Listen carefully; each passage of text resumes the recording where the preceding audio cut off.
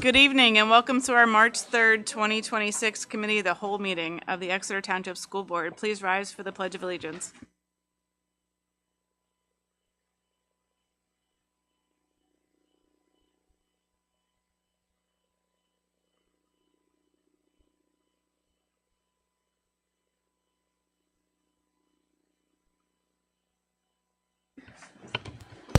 Mr. Fike, would you take roll call, please? Yes. Julia Schaefer. Present. Dr. Ann Herring. Present. Dr. Andrea Battler. Here. Deborah Bloom. Present. Joseph Cook. Here. John Fiddler. Here. Jason Mell. Travis Odom. 6 present, 2 absent, 1 open. Thank you, Mr. Fike. In addition to the 6 board members in attendance this evening, we're also joined at the board by our solicitor. What's your last name? Tom Warner. Tom Warner. Thank you. I almost said O'Connell. I don't know why.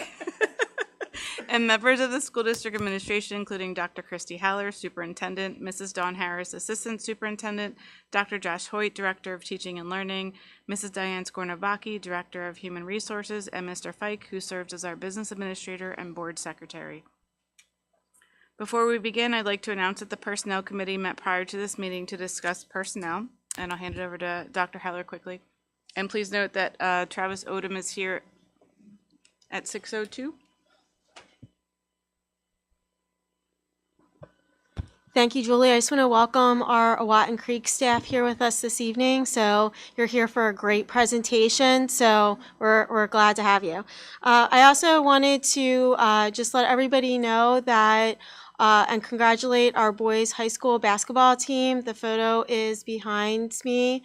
They are going to states for the 5th year in a row. So congratulations to them. They're going out to Chartiers out past Pittsburgh. So it's going to be a long day for them, but I'm sure that you will all join me in wishing them well. And it's great to see the kids go this far. We've had a very successful season in winter sports. Thank you, Dr. Haller.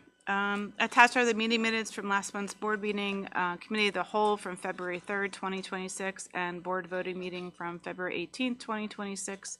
Does anyone have any comments, questions, concerns about those meeting minutes? Okay. We will not be amending the agenda tonight. And up next, we have a presentation, Academic Update, Exeter by the Numbers.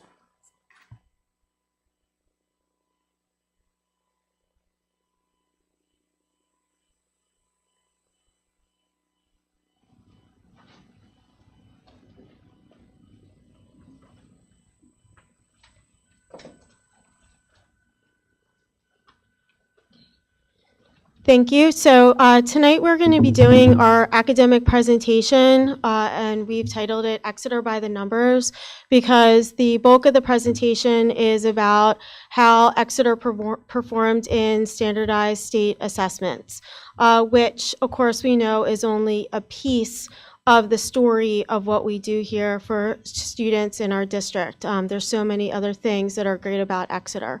But this is important information too, and we use it in a variety of ways.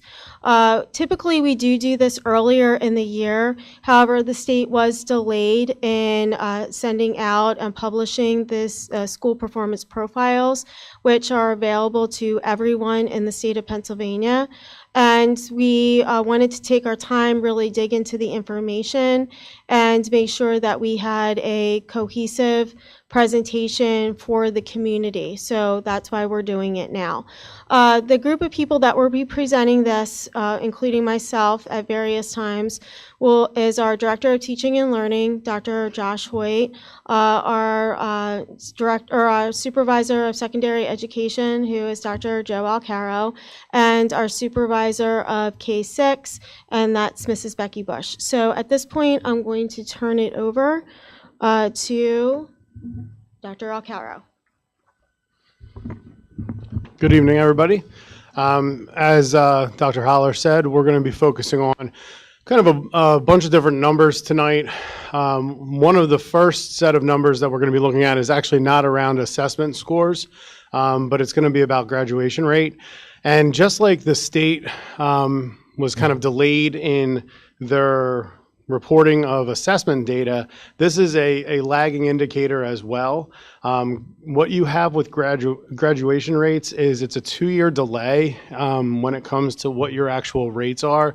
Attendance will be the same, but as you can see, our graduation rate here at Exeter far exceeds the statewide average across the board. So at 95.7%, we're much higher than the state average. And I think starting with this is really important kind of to frame the conversation this evening, because this is the culmination of a lot of hard work from many people and many stakeholders, K through 12, right? This is the culmination of that entire process. And so as we look at all the different data points this evening, and we talk about PSSAs and keystones, and really anything that you can look at, it's about getting to that end line and that end goal of getting that student ready for what comes next. And this district does a phenomenal job with that.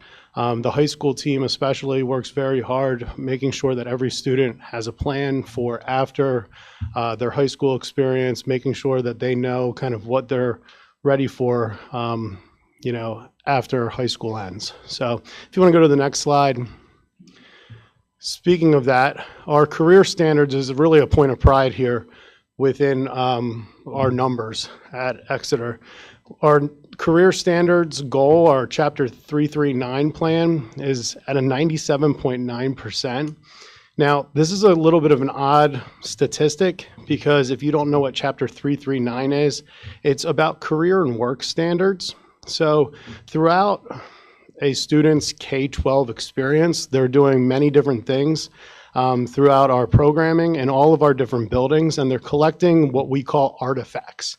So they're basically going through different experiences and learning of various different kind of work-related, career-related, job-related, topics, issues, concerns, some of you have actually been a part of. Mr. Fiddler and I have been at the career fair together at the junior high school. These are artifacts. Students go around with their little passports, they get them, and then they document that within our Naviance system. So through 11th grade, then, we really document all of these different pieces of information for students, and then that's what gets reported to the state. So it's a culmination of all of that. If you want to go to the next slide, please. Attendance is another number that we look at. Our attendance rates are also above the state average. State average for attendance is 79.6%. That's for students who are not considered chronically absent. It's a weird way of saying they come to school on a regular basis, but that's what the state does. You'll notice, though, if you look at these numbers, our high school has the lowest number for attendance, but that's typical for all high schools, really across the Commonwealth, because even though a student may not be in school, it doesn't mean that it's a non-excused or an unexcused absence. So when you get to a high school and you go on educational trips or field trips or competitions, we know where they are. We know where they're going, but they just don't happen to be in the building. So that just happens more frequently at the high school level than it does in your K-4 buildings, just because of the necessity of what they're doing on a daily basis. But we still do a really nice job with attendance and attendance monitoring and tracking and really promoting these healthy environments for our students here at Exeter. So if you want to go to the next slide, please. So we'll transition into some assessment data because we do have to talk about the assessments then. So the first few slides there were about those other numbers that you'll find on our PA Future Ready Index. And then when you start looking at the secondary lens, one of the things we focus on primarily are Keystone exams. So Keystone exams, though, don't get reported to the state until 11th grade. So at any time a student takes a trigger course, and that's what we refer to as the course that you take that then requires you to take the Keystone exam. For math, it's Algebra 1. So whenever you take Algebra 1, you are then required by state law to take the Algebra 1 Keystone. We have some students this year that are in 6th grade that are going to take the Algebra 1 Keystone. We also have some students who are in 11th grade that will be taking the Algebra 1 Keystone. That is typical in every district within the Commonwealth. So it's a wide range of students that are going to take this exam. You can take it multiple times as well. We will have students that will take Keystone exams 2 or 3 times because you can put your scores together on the different parts of the exam to get a passing score or a proficient or advanced score. But the number that gets reported to the state is whatever number you've earned eventually when you get to 11th grade. So if you have a 6th grader that gets proficient this year, that 6th grade student's score will not actually count for us until 2031. Right? Because they're the class of 2032. So in 11th grade would be 2031. Not making this up, and it was not a riddle. That is actually how this works. All right, if we want to go to the next slide, you can see we did much better than the state. Same is true for ELA. Our trigger course, like most schools, is our 10th grade English course. So most of our students will take the ELA Keystone in 10th grade. We do have some students that will not take it until 11th grade. But we typically have the bulk of our students taking it in 10th grade. You can see we do very well with our ELA Keystones in comparison to the statewide average of 49.9%. We have a proficiency rate of 73%. So this is a huge, huge area of pride for us as a district. If you want to go to the next slide. This is our biology Keystone numbers. Now, our rate from last year was 54.1%. That number, a little bit more than half. So obviously somewhere that, we're still working on. But I think perspective is important because a couple years ago, prior to us working through some curricular changes and really working with the teachers as a teaching and learning department, and really most of the work being done by the department heads, both at the junior high school, Tracy Powell and Mariana Lake at the high school, reworking a lot of what was happening within the curricular strands and bringing in some of the new resources. We were not really meeting a lot of the needs of our students for our biology courses. And so you can see we've had a significant amount of growth in our proficiency and advanced score in biology, and we expect that to continue to grow over the next few years. Dr. Alcaro, just out of curiosity, the percentages, is that 54% of the students have passed or the percentile? Or that is 54% of our students reach proficiency or advanced. And quick question, the 20 to 21, while we were is that when we were in the pandemic and they took the Keystone? Forgive me, but I just want to make sure. It was the score that was reported by their 11th grade year. So yes. Okay. And what? Sorry to. I don't mean to. But what was it the year before that? Do you know? Not off the top of my head. Oh yeah, I'm sorry. Right. That's why I was wondering. Yeah, what it was that's the leading year up to the after it was pandemic. waived. So in the 1920 school year, it 2020, was but go ahead. waived completely because of the pandemic. But I mean, like leading up to the pandemic, was it at the 30 range, and then we switched around? I don't know off the top of my head. Okay. Thank you.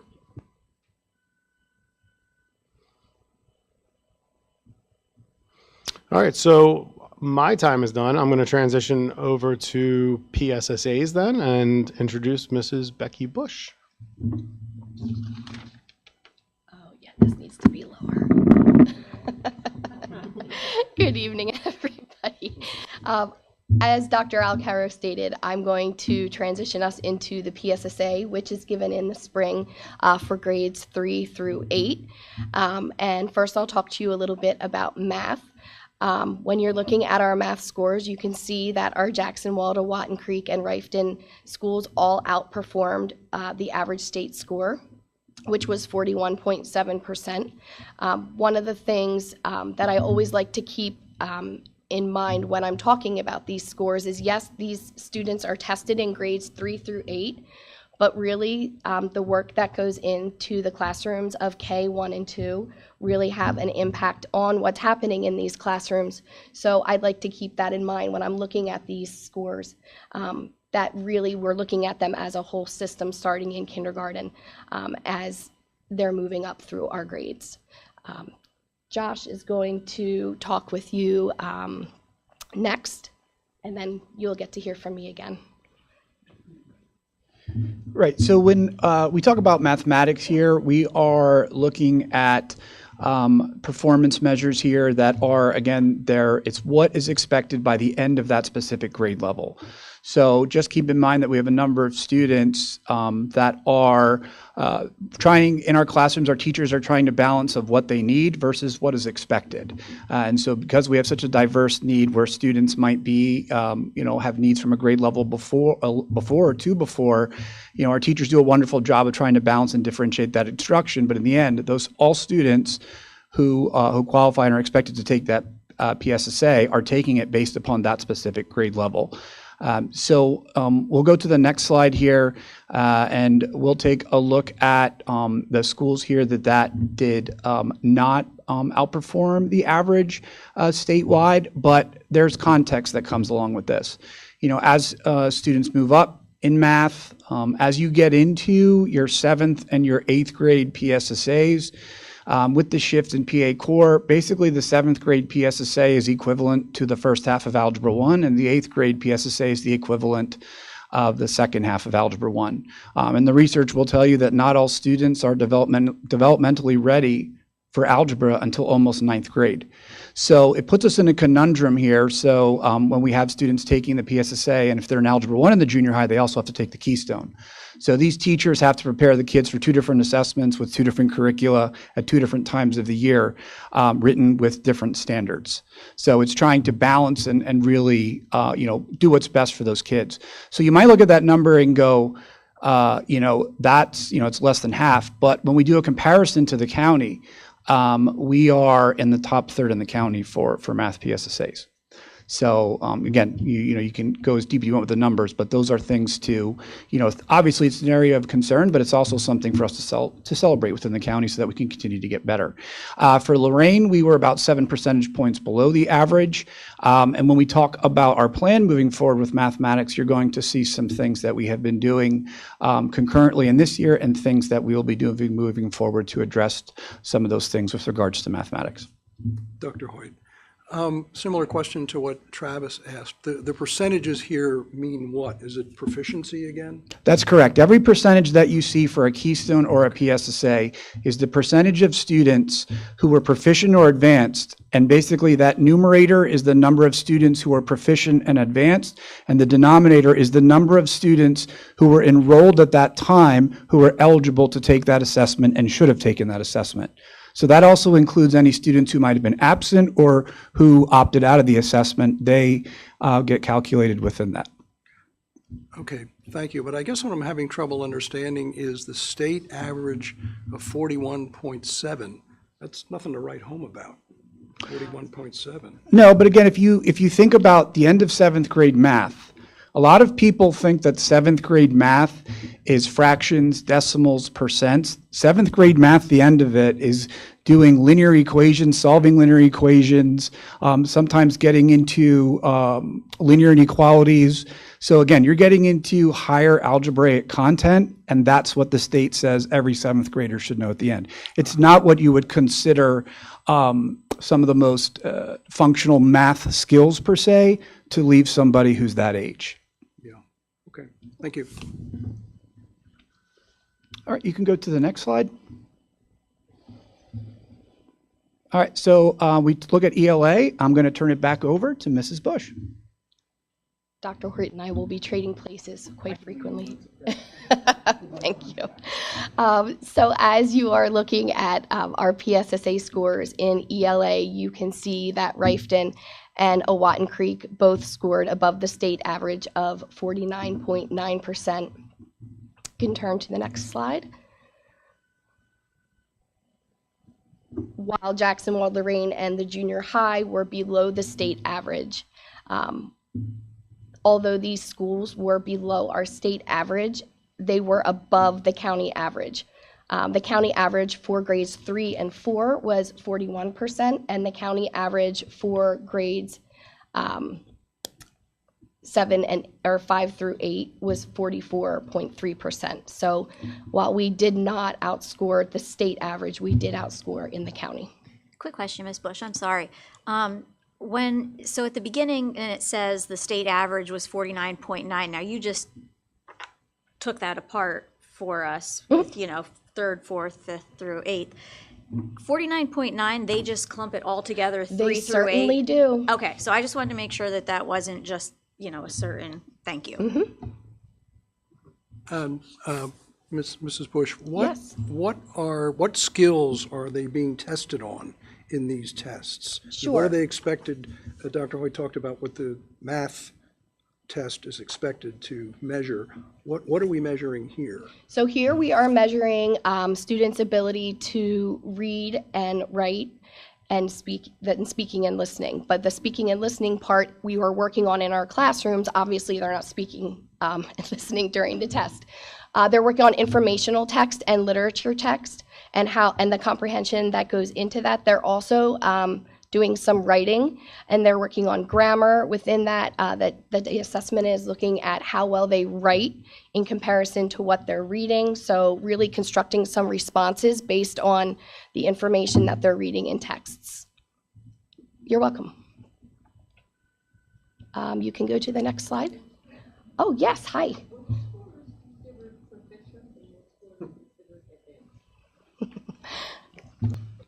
So that will change every year because what they do is the scores come in, they ask for volunteers for teachers to do things like range finding. And what range finding means is they look at all the scores come in, they determine where they're at, and then they develop ranges for there. Years ago, we were told that roughly 56% was around proficient, but that has changed since then because of the changes in this quote unquote range finding. That's why the scores take so long to come in, because they look at, again, all the raw data and then developed it based upon that. And as far as advanced go, I don't have that information, but again, that's a floating one that changes again because it's based upon how many kids scored at a certain score. This is still you. Hello again. So science, the reason why, that's not the Riddler. We really, the reason why there's a question mark there for science is because two things. One, last year, if you heard us talk about that, the assessment shifted from 4th grade to 5th grade. So for years, science as part of the No Child Left Behind and then PA state waiver was that students would assess in science in grades 4, 8, and 11, 11 being quote unquote the keystone. That has shifted to 5, 8, and still the keystone. But because they implemented brand new standards called the Steele standards last year, those assessments were all waived with the exception of the biology exam. The biology exam, the Steele's content was field tested, but your bio test, you still had to achieve a proficiency score in order to meet that threshold.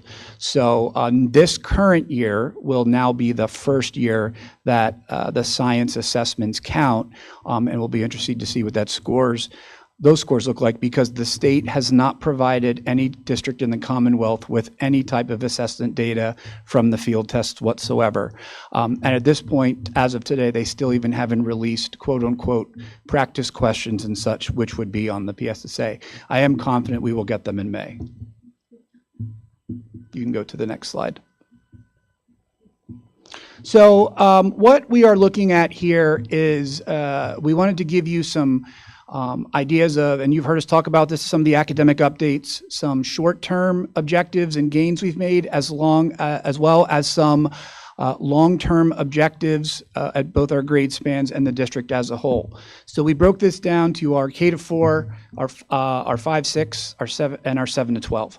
So you've heard us come before, and Mrs. Bush come before, to talk about what we've been doing aligned to the comprehensive plan and this concept of the cycle of improvement. And all the things that we're doing are representative of things down the future as that culmination for graduation.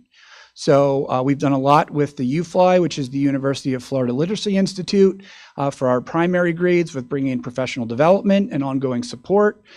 This year, we've also implemented IXL as a means for getting formative assessment data and providing professional development on that. And again, working with the trainer, which we also think is vital for our teachers to get that expert training so that they can feel supported and get the questions that they need. And additionally, you've heard Becky and myself talk about these meetings we've had with K-6 teachers in math and ELA as part of our content and grade level teams to be able to get into the root cause for things, as well as to make some really constructivist decisions in terms of the future of what we want math and ELA to look like in K-6. So you can go to the next slide. Also done a lot of work around instructional planning team meetings and looking at data from a lot of different lenses, from large scale to more of a granular perspective, implementing MTSS, and trying to put together systems and supports and frameworks for kids so that they can be successful academically, behaviorally, and socially. Additionally, one of the things we looked at was the implementation of the pilot assessment called Firefly, which is basically the equivalent of a predictor and a practice PSSA.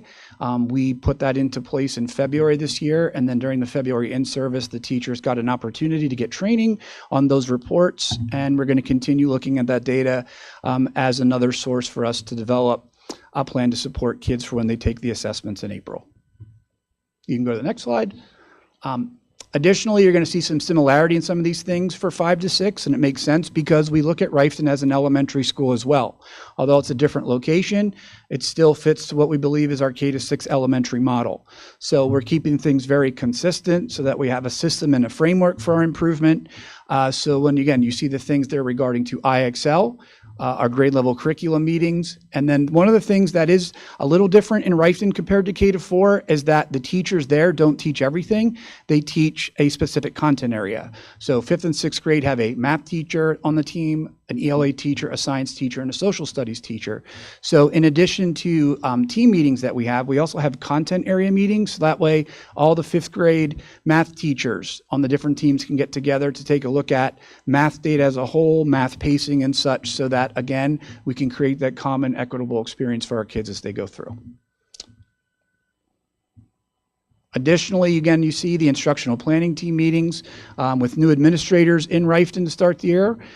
With Ms. Spangler and Mr. Vecchio, they've done a phenomenal job of getting acclimated with the climate and culture and building a lot of great frameworks instructionally and socially in the school so that our kids have a tremendous experience and the teachers are engaging in data-informed decision-making. Additionally, they also implemented the Firefly assessment as well. Then with regards to 7-8, they have been doing IXL and 7-8 for a couple years now. So they are really honing in and trying to use that as a tool for us to learn from so that we can support elementary, so that we have a consistent IXL framework, grades 3 through 8.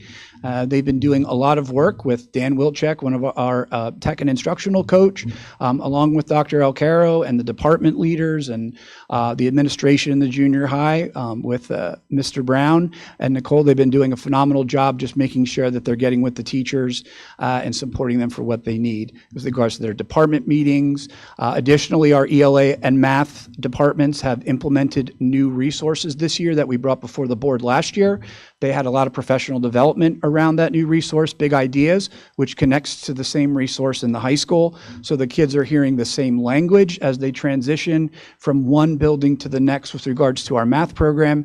And for ELA, they're using that Intro to Lit HMH resource that you also approved last year, which is very skill-based. So we're hoping as the years go to see improvements in achievement and growth there.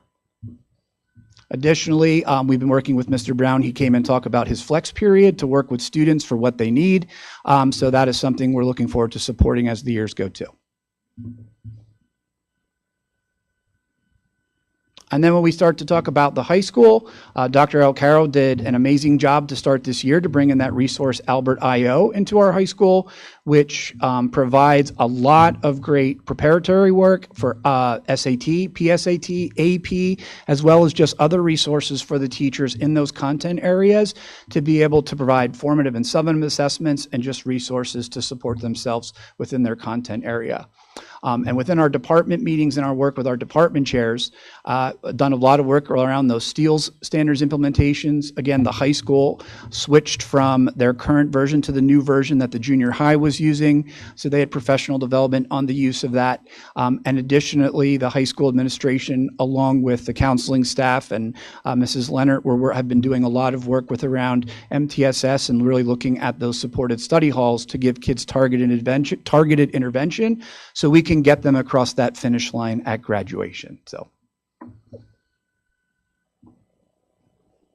So that was for 25-26. As we start to think about long-term planning here, you're going to hear a lot in the next month, and you're going to hear more about this soon too as well, but in the next month, Mrs. Bush and I are going to bring forth to the board at the April Cal meeting the K-6 math and ELA resources that we'll be looking to implement for the years to come. It's Great Minds Eureka Squared for math and Great Minds Arts and Letters for English Language Arts. We are also going to be doing a lot of work and continuing to build on the things we have in place for the mandates of structured literacy with regards to there as we get more information and the science of reading. We are going to continue to work with DevOpar and the intermediate units for identifying area of improvement for ELA, specifically in things like key ideas and details, as well as support with our math implementation, because that is going to be, both of them are going to be multi-year processes. And as well as one of the things that is also a new mandate is the implementation of personal finance standards and a standalone high school course next year that's required. And then for 7 to 12, I hope what you see is it's not meant to be a broken record or copy paste. The idea here is to create common and consistent K to 12 frameworks so that we have systems in place so that we're not creating a haphazard approach for our teachers, our administrators, our students, or our parents in the education. So we've really tried hard to put some of these systems in place so that is that common experience. So everything that we do, we're using the same language, the same strategies, and also there's a working knowledge of what's going on K to 12. So again, you're seeing that work with our intermediate units and DevOpar, along with the idea for the junior high of seeing if there's any amendments or adjustments that need to be for that flex schedule. They'll be incorporating some specific personal finance standards. And then we are adding more dual enrollment courses. Dr. Alcaro, I feel like every 2 weeks I get an update as this course is now dual enrollment. So I feel like I just call him Dr. Dual is what I call him at this point. So, but really just great job of increasing those opportunities for our kids. Saves a lot of money for our kids when they do these classes. So at this time, I'm going to turn it back over to Dr. Hallerbs because I've talked too much. Okay, so you can tell we have been working really hard. So this is, believe it or not, my 4th year serving as superintendent of Exeter. And we have been able to put together an amazing group of administrators in the teaching and learning department, in our building administrators, in Dawn's department, and student services. And we believe at this point, we have a team that is working cohesively to get us on the right track of being a K-12 system. So our intended purpose was to basically look at each element of our schools, of our classrooms, and focus on how we can support our teachers and improve the experience of our students. And a big credit to that goes to our teachers. We have wanted them to be part of the process, part of the planning, and we've had them included along the way. Some of the things that we're doing are state mandated, like the science of reading, although we all believe it's the right approach. There are certain things that we are simply just required to do. And as a school district who receives public funds, we will absolutely comply with what we are being told to do. part of that is looking at the revision of our new comprehensive plan. That is something that we are required to do. That needs to be completed by 2027. So now we are starting to work on it. So we have to do that. One of the things that we have discussed here at this table is how do we get parents more involved in the comprehensive planning process. And so in order to do that, we will be sending out a survey to all of our parents, K through 12, asking for parent participation to put together this comprehensive plan. And we are seeking at least one parent representative from each building for a total of 6 parents. So we're hopeful that parents will be interested in supporting this endeavor. The comprehensive plan is one of the driving forces, along with how we view the cycle of improvement, that has been how we've been planning and preparing for curriculum changes and the professional development that we're doing. Our administrators, our instructional administrators, our building administrators, myself, Dawn, teaching and learning, have all participated in PVOS training. PVOS training is looking at every student, looking at their growth. Typically, we just look at the numbers of below basic, proficient, and advanced, but there's a lot more data and insight that comes from PVOS. And so we've all started to take classes, webinars, sessions in the PVOS training to better understand our students. We are continuing to work around building specific school improvement plans. As we have mentioned before, a point of pride for us is we're not a district that has been identified for targeted school improvement. We're not a TSI school. None of our schools are targeted for school improvement. However, the cycle of improvement, when you are identified, is what schools utilize to develop their school improvement plans to focus on goals. We believe here in Exeter that the cycle of improvement is the best process that you can use to look at your data, to reflect on your instruction, and then to determine what curriculum that you need or resources that you need to match the academics or the data that you're seeing with your students. So we have embraced the cycle of improvement, and by doing so, we have created school improvement teams and school improvement plans for our buildings, so that way each of our buildings has a blueprint as to what we're doing.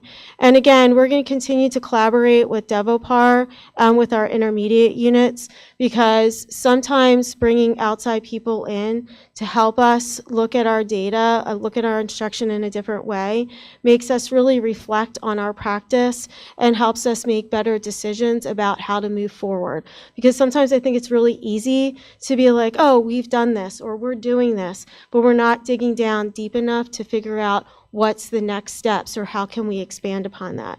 So this really has been a K-12 effort from student services, that is that health and emotional piece that we need for our students, and our teaching and learning piece, and with all the administrators and all the teachers to really kind of, over the last 4 years, start to really make some inroads and reevaluate and reinvigorate what we're doing here in Exeter. We're very proud of the work that we have accomplished thus far. We have a lot more work to do, but I think that you can see from the numbers that we are steadily improving, and in many cases, in most cases, really outpacing the state, and we intend to continue to do that together as a K-12 system. So I'm not sure if anybody has any other questions. I have long been concerned about the underdog. I wrote about the underdogs of society a lot in my column. And if we go back to the first slide on graduation rate, I think the numbers were 95.7. Josh, is that right? 95.7. And last year's class was 324. That was the number that was published. So that comes out to 310. So that's 14 kids who didn't graduate. What happens to those students? What do we do for them to help them in life when they don't get a diploma? So this is a lagging indicator. So I don't recall what the number of students we graduated in 23-24 was. This is not the number from last year's class. However, this is also based on a certain cohort, and we do have students that go beyond that cohort because they are special education students. So that doesn't always necessarily mean that those students aren't graduating. It might mean that they're not graduating with their cohort. For students who are struggling with graduation, we have a lot of supports in place. Our high school is aggressive in trying to assist our students to figure out the best pathway for them to graduate. And I see Dawn ready to click, so I'm going to turn it over to you because you can talk about everything that we've put in place. Thank you, Dr. Haller. Yeah, so this is a complicated number, Mr. Fiddler, because it does include kiddos that do actually graduate, just not with the class that they started with. So it's a little bit misrepresenting misrepresentative in that way. If Mrs. Leonard were here tonight, she would be running up to the microphone to tell you that we actually only had 2 dropouts last year. And while we wish that number was 0, sometimes it's things that are simply beyond our control. I can tell you that we've gone to the lengths that we have administrators that are going out to students' homes and spending time with them at their homes to talk to them with their families. And as you know, we presented years ago now on our at-risk protocol that we have at the high school that we developed and how we track all of our at-risk students and whatnot, which has been tremendously helpful. But sometimes in those numbers too, we just have students who will move out of the district and not register in a new school because after they leave, they decide that they're done and they're not going to register, and that dropout then gets attributed to us because they never registered anywhere else. So it's kind of all of those things that go together to make that number. It's nearly impossible to get to 100 because of that. But like I said, if Mrs. Leonard were here, she would not let me get off the mic without telling you that we only had 2 students that we struggled to help across the finish line last year. Okay, and I at the risk of closing on a bad note, I do remember, was it 5 years ago or 6 years ago, a student named Katrina Trine, who actually spoke at graduation. Yes. And I still have my notes from her Yeah. words, and they were spirited enough to make the Reading Eagle. And she spoke partly about the importance of failure and what you can learn from failure. I know she came very close to not graduating. That's the story that was told at the time. She did. And there are many other students like her who go through that process of struggle.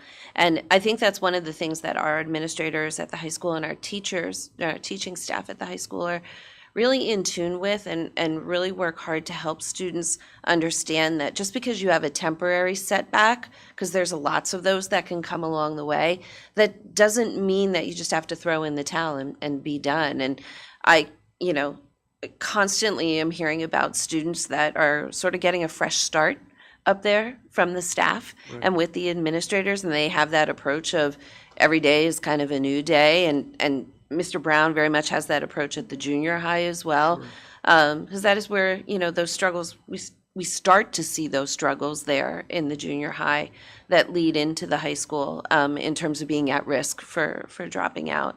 And it really is that idea that every day is that fresh new opportunity, and what supports and scaffolds can we put in place to help today be successful for you. Right, good. Thank you. Yeah, you're welcome. That didn't end on a bad note, by the way. I'm sorry? That didn't end on a bad note, by the way. I probably didn't say it right, but I didn't want to end on the fact that some kids don't graduate, so that's why I brought up Katrina. I'm glad you brought up Katrina. She was very she was inspiring. a great story. It was the best graduation speech I've heard ever. Yeah, agreed. Does anybody have any other questions? So thank you to the teaching and learning team. Thank you to our administrators, and a huge thank you to our teachers for all that they do. So.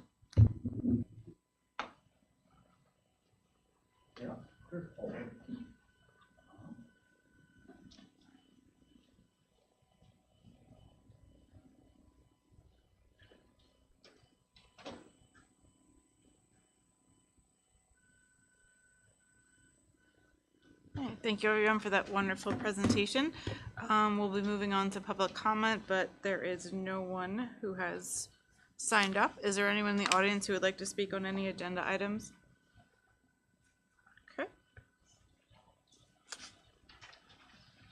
We'll move on to the Education Committee with Mr. Fiddler.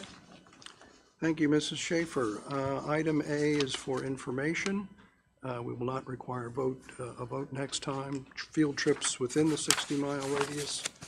I think item B is the field trips within the 60 or outside the 60. That will go up for a vote next time. Item C, teachers in the parks contract up for renewal again this year. Is there someone from the administration who can speak to that? Josh. Okay. So this is our annual contract that we bring before the board to allow for Exeter students to attend TIPS. The way the contract is worded, just like in previous years, we fund this through a couple different sources. So the way we are doing this, there's an $8,000 administrative cost that is going to be paid through the Ready to Learn grant. So that would be grant funded.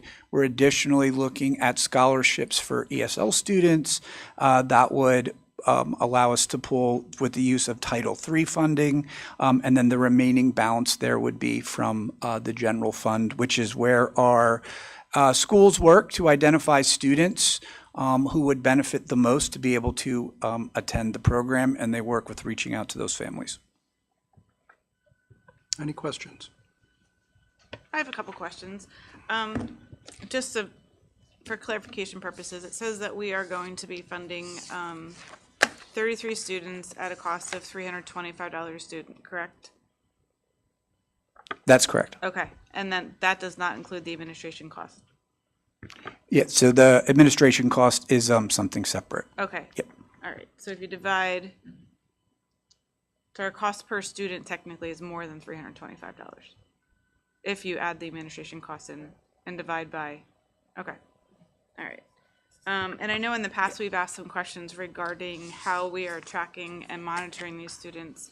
So I was wondering if anyone can answer those questions, whether or not there will be some type of built-in attendance and then report back to the school district so we know those identified students, whether or not they're attending or not, to see whether or not we're getting a return on the investment that we're making. It's one of the things that we had asked working with the program this year, and you'll see the new contract language in there, is that we asked for attendance reports to be sent to us along with registration information as well, so that we can also kind of take a look at those students specifically, and just to see and within ourselves be able to do, is there a relationship or an impact on attendance, on benchmark data in future years, so that we know exactly who is going and the people that we are funding, what's happening with them.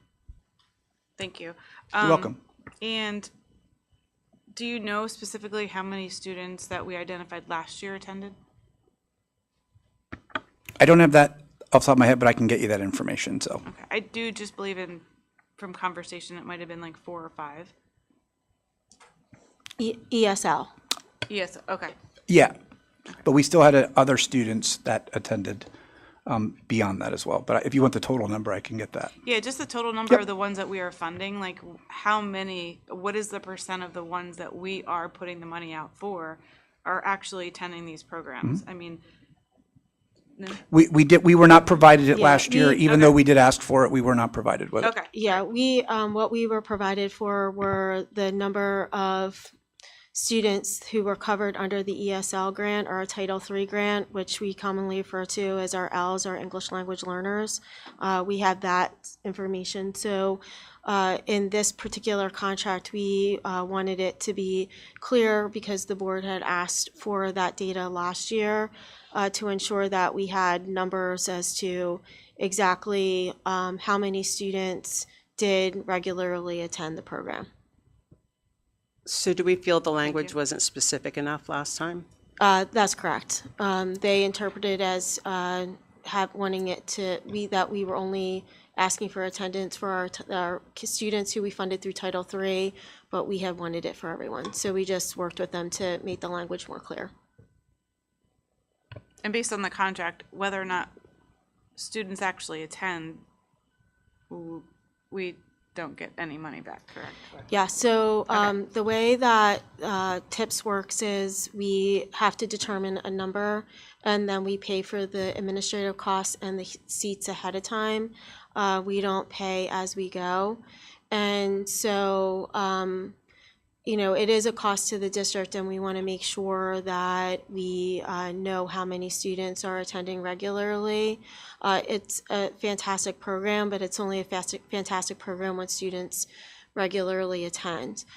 This doesn't prohibit other students in the community from attending. It just means that those families would have to pay the $325 fee for their child to attend the Teachers in the Parks program, and hopefully that they will, because when you look at the program, the hours, it is very reasonably priced. If you have a child in the summer who you're sending to camp, you know that some camps are over $400 for the week. So, do we know, I seem to remember from before, but I can stand corrected. Do we know if ECEF helps out at all for families that want to send their kids but can't afford it? So that was discontinued a number of years ago, just because of all the other projects and programs that ECEF funds for the school district. And essentially, we would be asking one nonprofit to fund another nonprofit. Therefore, it was thought that it would be best to discontinue it and use the funding in another way, which we have, and it's been helpful to all of our population, like the hydroponics and the Eagle's Nest, things of more of an impact for more students.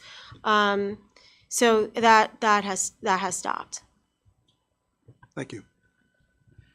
Dr. Haller, do the other schools provide scholarships to students to go to TIPS like we do?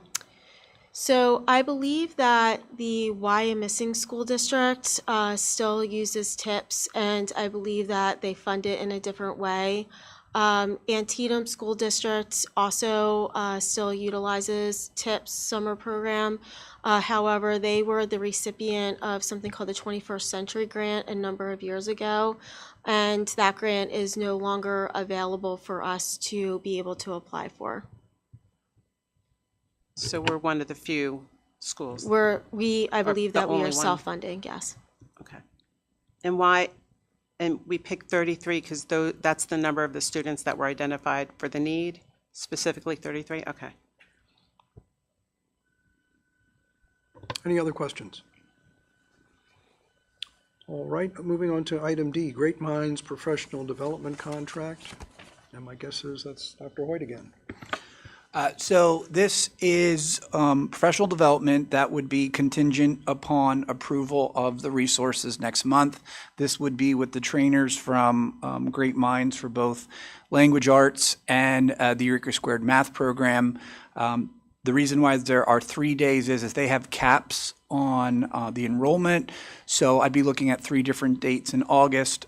Teachers would select one of those dates if they wish to attend for flex. And then from there, we would look at other ways of professional development after the fact that would be part of the contract that we would bring before you next month. But this is just, the reason why this is coming now is because they won't hold the date unless we kind of get it moving up in front. So if at least we can tell them that we have some things that are potentially for approval, they would put a hold in for that date because they are highly coveted. This is being paid through the Ready to Learn grant. So this is not coming out of the general fund, rather through that grant. And for those who might not be familiar, Dr. Hoyt, can you tell us a little bit about Great Minds, what it does, what it is, who are they, where are they? Sure. So I'm going to be doing a much more formal presentation on these at the April Cal. I'm going to bring the physical resources, but certainly they're a very evidence and research-based company. Arts and Letters is fairly new. Eureka Squared has been something that's been in place for a number of years. When I worked for the intermediate unit, I did work with 3 districts that utilized Eureka Squared, Hamburg, Wyomissing, and Boyertown. They saw a lot of positive results with it. And it's something that their parents really bought into, and they've seen increases in student achievement. So when Mrs. Bush and I come in April, we're going to show you the physical resources as well as the digital resources that would come by and really kind of walk everybody through what that would look like and how we're going to support the stakeholders in the community with that. Great, thank you. Other Quick questions? question. Yeah, sorry, I have a question. So this is K through 6, is that correct, or is it K through 4? It is K through 6. K through So 6. again, the reason being is that we wanted to create things The that were less streamline. transitions. Yeah, yep. So we immediately did not look at things that were only K to 5 because we didn't want to have an additional Yeah. transition. So, yep. Nope, totally understand that. And the quantity, the 3 days, understood. Now, but you, in that little the little snippet that I got, it's if the teachers want to come and learn about this on those days? So we're going to provide support for the teachers regardless, but Right. this would be part of what they do for Flex, which is where they do those trade days, Flex days, just to, if people aren't aware, the teachers can select days in the summer, and then those would be the equivalent of doing the PD on like that Monday after Thanksgiving, the days. Right. It also is also contingent upon the calendar being approved that is Understood. too. But the majority of teachers do their Flex. And when I say majority, I'm talking like your graduation rate, 95.7% majority. Okay, because I was a little yeah. concerned that they are not getting the training on something that's going to start day one. They're waiting until the one flex day in No, like that May for any, or whatever for the any flex day teachers is. for any teachers that don't attend, we Uh-huh. are going to have a contingency plan in for that as well. So Okay. because it's essential to have that training. Yes. But it would be very unique situations where that would occur because for the ELA portion, that's grade 5 and 6 that are PD, which doesn't impact any of the 5, 6 math teachers because they departmentalize. Understood. And I can tell you, like, for one, we have fantastic teachers here in the district, and Sure. two, when elementary teachers find out that they're getting a new math and/or a new reading program, they want to learn about it, right? Especially math, right? Because math is one of the areas where throughout their journey they haven't had a lot of professional development on. Mm-hmm. So so I know that they will be eager and chomping on the bit. I've gotten questions already because we've been doing a lot of work with the samples. Can I see this? I Like, want when to is see it it. gonna be? Yeah, When- okay. yeah. When's it So gonna be I mean, rolled out? we're going to be in a great place with that. And anybody who doesn't, we will certainly support them. So, All right. yep. Thank you very much, Dr. Hoyt. Other questions? All right, we'll end up with item E, the 2026-2027 district calendar. Is that you, Dr.? Yes, not me.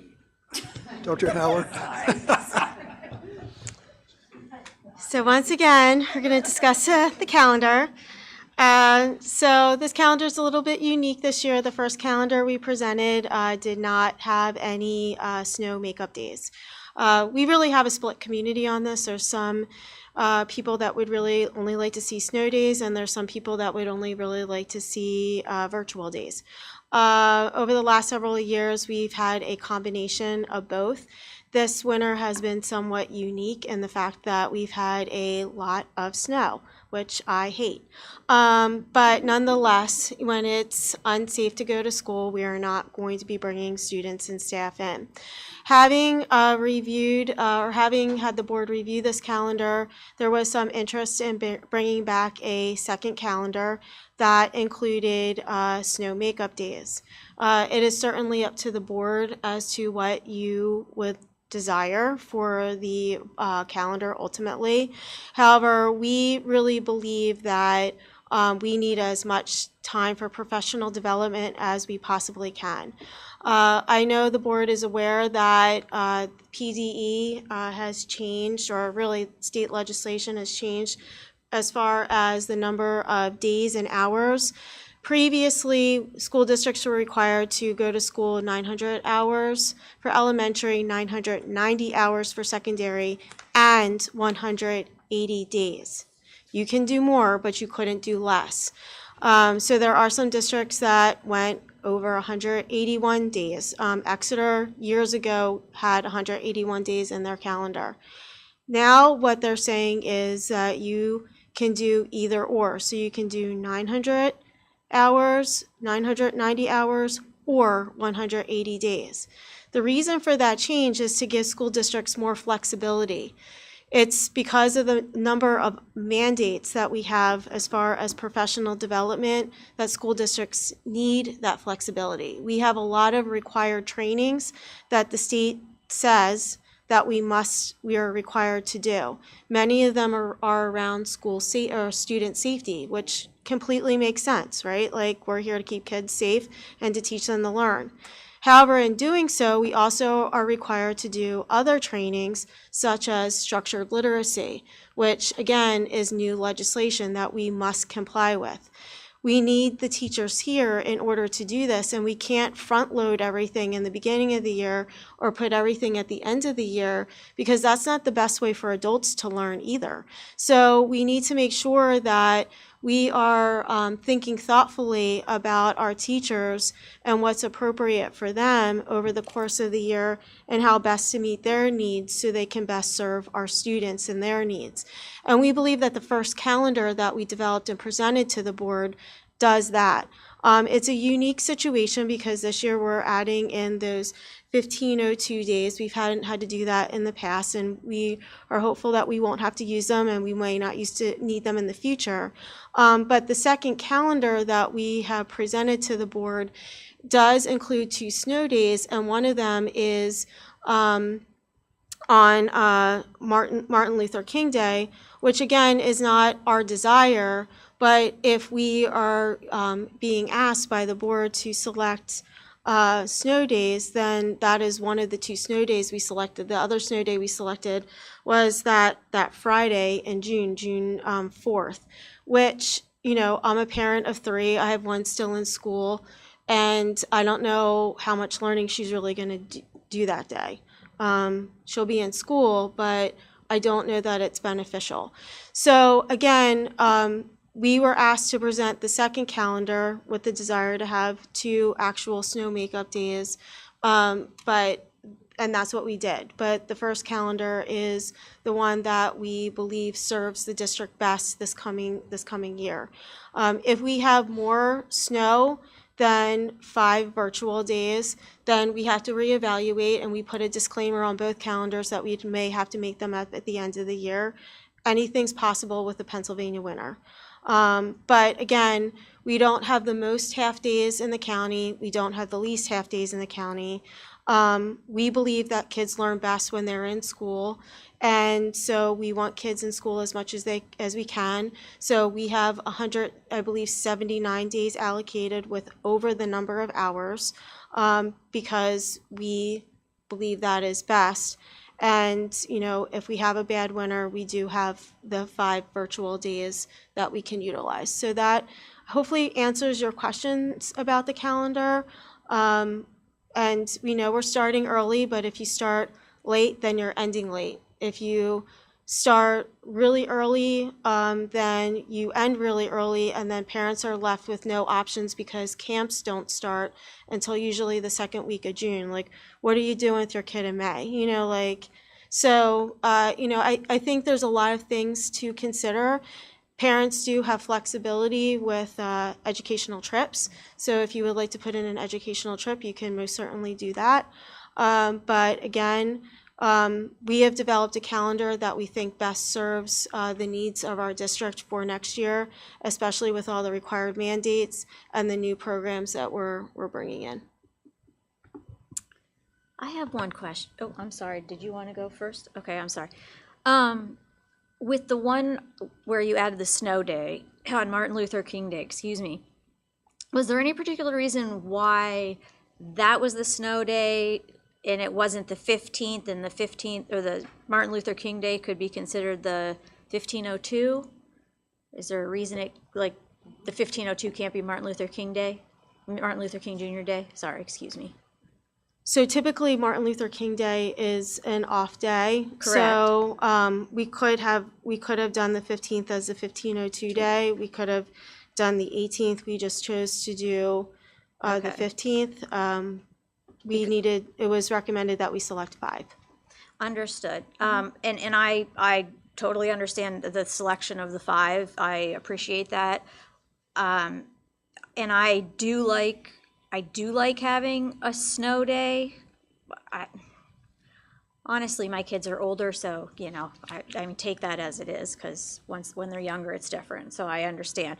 Now that they're older, teachers could send them a bunch of work, and I would make them get it done, and they can do it on their own. Younger kids obviously cannot do that. Sometimes it's very difficult. So that's why I do like the balance of having perhaps 1 or 2 snow days. And like you said, even if they go that last Friday, are they learning a lot? Maybe not, but they're still there in school. So they are learning at least to, you know, be respectful of others, if nothing else, and getting ready for the summer. But I would prefer, if just me personally, I would prefer to have Martin Luther King Day be a 1502 day and the snow day be the 15th. Just because, barring any unforeseen circumstances with what's going on with our with personnel, I'd rather have Martin Luther King Jr. Day off when it comes to the snow days. Other questions? How will we move forward with this today? My suggestion is that we do a straw poll to see whether it's calendar A, which is the original calendar, or calendar B with snow days. See who wants which one moved to the voting meeting.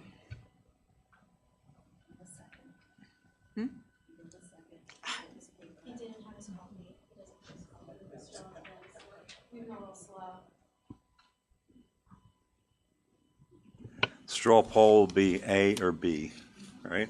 So A is the original calendar, B is the snow day calendar.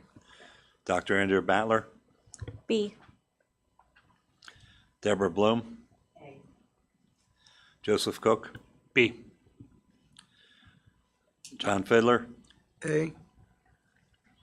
Dr. Ed Herring, A. Jason Mills not here, Travis Odom, A. Julia Schaefer, A. 5A to B. So we'll be moving the original calendar with no snow days to the March 10th voting meeting. All right, so that concludes the committee report. We'll move items B through D to the schedule for the voting meeting. Thank you, Mr. Fiddler. Next, we have Finance and Audit Committee with Mrs. Bloom. Item A, it is recommended that the Board of School Directors approve the following. The E-rate Category 2 PEPPM Pennsylvania Education Purchasing Program for Microcomputers mini bids for the 2026 E-rate funding year to be purchased after July 1st, 2026, pending budget adoption, are awarded to the following vendor. So we have the wireless access point, Integra One, Allentown, Pennsylvania. The bid amount was $96,219.95. PEPPM list price $185,875.53. With an E-rate discount of 60%, the district will pay $38,487.98. Okay, the E-rate program makes telecommunications and information services more affordable for schools and libraries. Any additional information, Mr. Fike? This all came from IT department. They handle E-rate. So Sheldon could probably answer.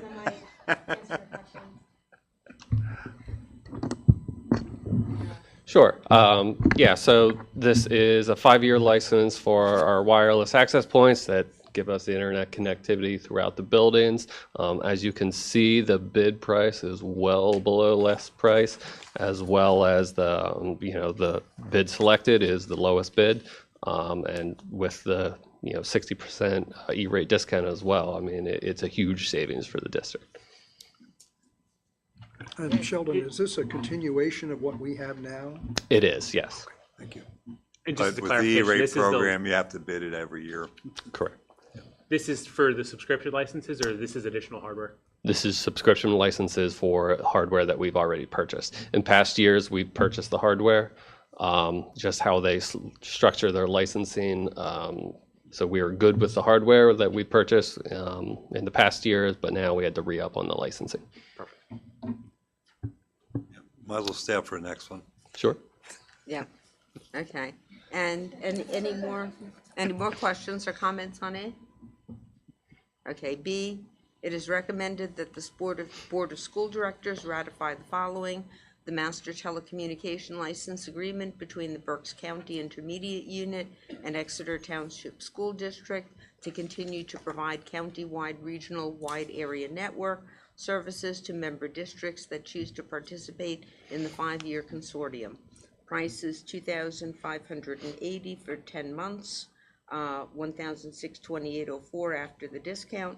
One-time charges for equipment, $5,381.50 to $364.32 after the discount. Sure. So this is our internet connection provider. So I mean, really, we're connecting through the IU for our internet connection as a district. They had their 5-year lease was up, so they went through a bidding process. They're building out and expanding, and we are, signing on for another 5-year commitment. It's actually came in at about a $200 a month discount over what we were currently paying. So anytime that we can pay less, we're all on board. Any questions? How do they, question on this, how do they determine what, this is a shared services agreement? It is. How do they determine what Exeter's portion is for that? Is it based upon device size, student? It is not, but I am not 100% sure. I would like to, look into that for you and get back to you. Perfect. Okay. All right. Any other questions? All right. Thank you.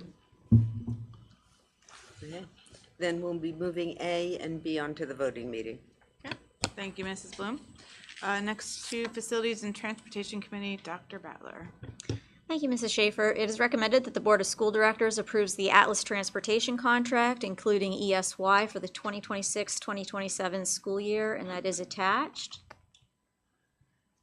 And I am not sure if this is a yearly thing that we do every year or not. This is a yearly thing we do every year, but we put it on early because of the ASY during the summer. I'm sorry, because the ESY over the summer? Correct. Oh, Instead of forgive school me. year students. Yeah. Oh. Yep. Any questions?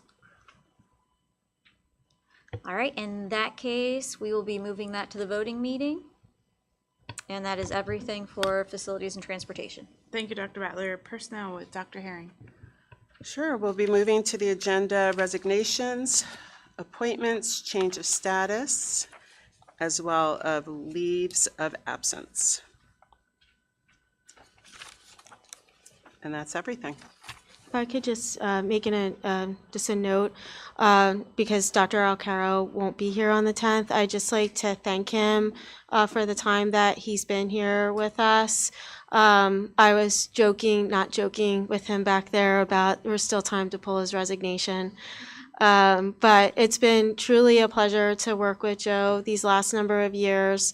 And he has a great opportunity, and we wish him well. And we know that he will be hugely successful, and that he will continue to be a friend to us here in Exeter and be a support. So we just want to wish him well.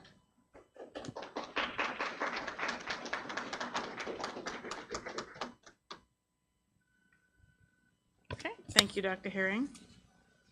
All right. We don't have anyone sign up for public comment. Is there anyone in the audience who would like to speak at this time? No?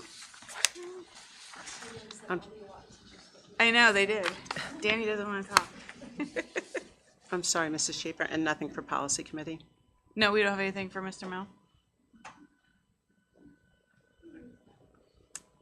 Nope, we are all done with that. Okay, so we'll be forwarding following items, which will be to our March 10th special voting meeting instead of our March 17th meeting.